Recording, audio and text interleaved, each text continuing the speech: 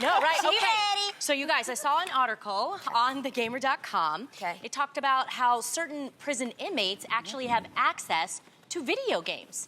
If they have exhibited good behavior, they can actually pay for the game consoles. The thing is there are people torn by this. They're like, wait a minute, they're in prison. They shouldn't be having fun like we do on the outside world. So do you guys think it's okay for prison inmates to actually play video games?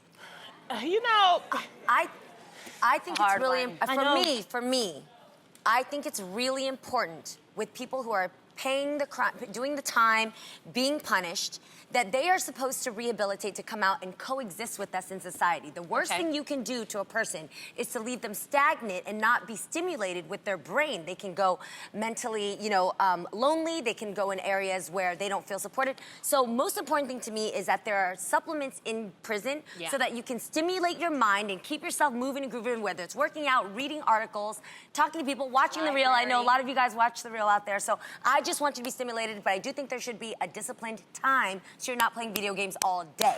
Okay. Make I sense? think it depends on The crime? the crime, the type of prisoner. Obviously, if you're in solitary confinement, no. But what this article did say is that for the people who have exhibited good behavior, it's better for them to do other things than to not do anything, because it could actually make them stir crazy. And that's when problems can really occur. And then there are also people there who aren't literate, like some people write letters, some people read, and for people who don't have that skill, this is their outlet. I think as long as no internet. I don't want. Yeah, some of them don't have internet. It's different. As long as they're not playing non-violent games. Yeah, that was my thing. If you're a Like, don't play violent criminal, Fortnite. I don't think you should be playing violent games. Sure. Right.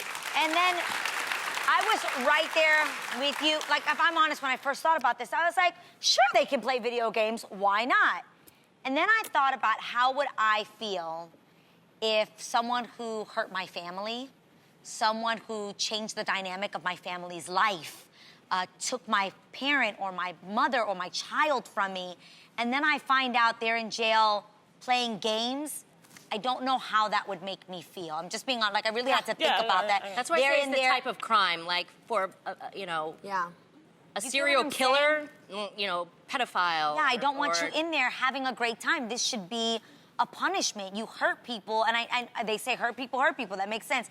And that's honestly the way I was thinking about it. I'm just like, man, we're hurting so badly as a family that has had a loss, and you're in jail playing video games somewhere that doesn't match up to me. And sadly, there are people who would rather just chill inside and play video games all day. That doesn't seem like much of a punishment. Yeah, that's why I think it's a slippery slope. I think the worst thing you can do for a man or woman is to leave them alone and just to leave them complacent. That's I agree the worst. with that. Especially if they're meant to come out here. Some people murder and then they do a certain sentence and they come back out. I agree with that. I wonder if there's, I know there's so many programs that they have in jail, in prisons. Like you said, Tam, there are people that are illiterate. I would rather than be spending time learning how to read, learning how to write, doing things that will be helpful to them when they have to join society once again. Classes, taking business classes. Well, they do provide that. I think if it's nonviolent drug offenses, if it's nonviolent misdemeanors, I think that they should be allowed because we still have to treat people humanely. Yeah, they are and human. I think I don't think important. it's inhumane to not play video games. Well, I'm talking about if they're murderers or something like that. Would you have an issue with them playing basketball? No. Well, that's they do that. But for me, again, that's more of like. But for some people, that's really fun. Do you see what I'm saying? Yeah, I know. For me, that's it's something difficult. that's keeping you stimulated and teaching you Right. to co-work with other people, and keeping your brain moving. And at the other end of it, I believe that solitary confinement is inhumane. I don't think that that's the right practice for somebody.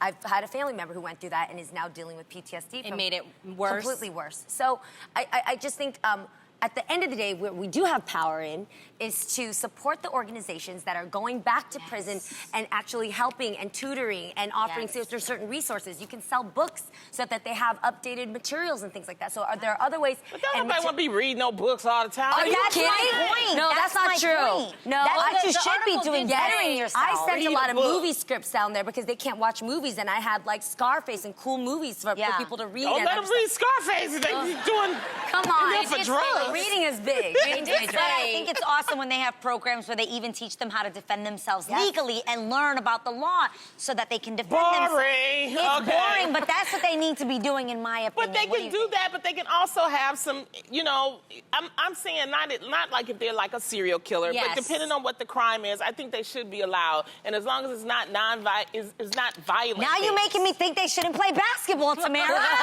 You literally have me sitting here and I'm like, I know, well, right? maybe they just need to do, like, I'm sorry, PE class, that was just like, do burpees, you gotta walk, you gotta run. And although it helps their physical ability, because again, they need to not be stagnant physically as well, that can harm their bodies. Well, you're talking about murderers. I'm talking about people that are in there for 5 to 7 years that Tax maybe, evasion. you know, got caught up on something and maybe they sold some drugs and they just want to give them different and give options. them some different, because you know. what happens is you talking about murderers and That's what the article said was, the article said that they even get bored just watching TV, you know? So they want to give them I really want to And the thing is, as you get bored, then you start to do violent stuff. That's what they're saying. Crazy What things. is that saying? The something's blank is the devil's playground? Oh, Girl. Lord, Bible scholars. Wait, no, it's Jerome, something do you know? mind. What is it, Something Jerome? mind is the devil's playground. Mind is the devil's playground. I'm not making these things up. I kind of know them, not all the way, but I kind of know these sayings. Thank you, Adrian. You're welcome, Lonnie. Okay, USA Today recently posted a question to people, said, why are we so judgmental of other people's finances? The article says that we should be more accepting of people's relationship with money and not judgmental. What do you think? Now, by that, I guess maybe they say, I'll give you an example. When I was, before I got this job, I was doing comedy a lot, and I had me a certain type of car. It wasn't a luxury car. And then once I got the TV show, like the second season, No, it was like the third season, no? Yo, but I will let you know, when I walked out and saw Lonnie driving like a really family mom car, I was like, I like you, Lonnie. But yeah, that actually shows that you had your priorities straight. Well, because it was the type of car that I could use on the road, take on the road. Yeah. It had a lot of... So people were judgmental because they was like, you on TV now, and, you know, you should have, you know, a Benz, and I don't want to name out cars. But anyway, you know, you should have, a, you know, a better car. I'm not going to front. true. Low-key, we just positively judged you as well. I didn't. We just looked I stayed over here and kept it quiet. Me and Jeannie were like, she had a regular car. That means she's humble. Yeah. That means she's I got her did. priorities. That's very I remember nice. there was a girl who came over to our family's house, and she actually judged it, and she said, wow, you're on TV, you're a sister. I thought you would have a bigger home. And then now I did a house tour of our house on the Today Show, and even in the comments, they actually liked it. They were like, wow, this is so dope that she actually has a house that looks comfortable. You know, it's not cold. It's not opulent. Yeah. Extra. Yeah. But people were mine. expecting, you know, you to have like the Oprah Winfrey house, you know, like the mansion. And that's fine, too, The but- acres and, you know. But that is a real thing, though, Lonnie. Shaming people for how Adrian they spend over here their money. judging herself. She's I judging. said it's not opulent, over the top, extra, Like mine. No, that's the difference between old money and new money, people. Okay? Went a little far with it. I'm gonna be honest. But see, that's where I think you draw the line to having the right to go ahead and boast about something that you worked hard for and you earned. Like you talk. So many seasons you told us about the Lower East Side and what it was like to even go to the dentist at a school where you guys had students working on your teeth. All I'm saying is, you know, I think that we shouldn't judge because we don't know what that meant for somebody to have for their with what they spend.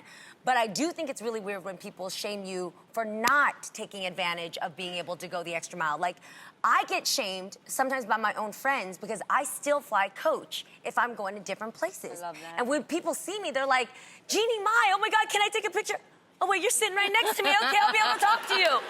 And I'm like, scoot over, shut up. Like, come on. Like, I'd rather spend my money on lavish trips and cool fashion. And I do love really good handbags and expensive shoes. So there's a place and a time where I'm going to spend my money. But that doesn't mean you guys should. And you shouldn't Yo, judge one for it. time I whipped out my phone and all my friends had no service. And I was like, I got service. And they were like, yo, what's your plan? And I was like, T-Mobile Family Plan. And they were like, oh, you got the homeless plan. I was like, what? We're mobile carrier shaming now, kids? It was all millennials. They're like, we don't know about T-Mobile. That's like the other. I was like, what? Really? Yo, this is next level, man, when we're shaming people for saving $1 and being mindful. Yeah. I feel like we get the opposite. I feel like people judge if you have nice things, too. Like, they'll literally be like, oh, well, she thinks she's all that. Or furthermore, they'll almost be like, you're being a show-off. Give an example. Someone did say when I first showed my house, like, oh, she's always or showing off my ring. I'm like, my husband got this ring for me. Like, if You're it's just in my wearing photos, I do love my ring. I never thought I'd have a ring like this. What a concept. And I think we should just stop shaming on both sides. We shame if you think somebody's whack, you think if they're doing too much, it's a problem. Yes. I don't know why people be always counting other people's pockets, because you know what you think it might not be what you think you think. Yes, yeah. I followed that. Exactly what Lana said. I got that. Okay, well, speaking of showing off, you guys, I want to ask you guys, we're talking about showing off, we're talking about judging. I have a very specific question that I checked out on Reddit.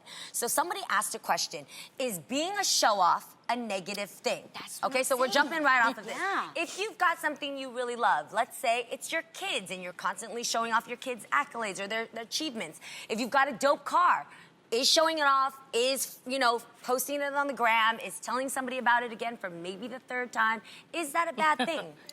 I don't think it is, like I just said. It's to a level. If you are being obnoxious about it and comparing what you have to someone that doesn't have, that is a problem. You being proud of what you have should not be an issue.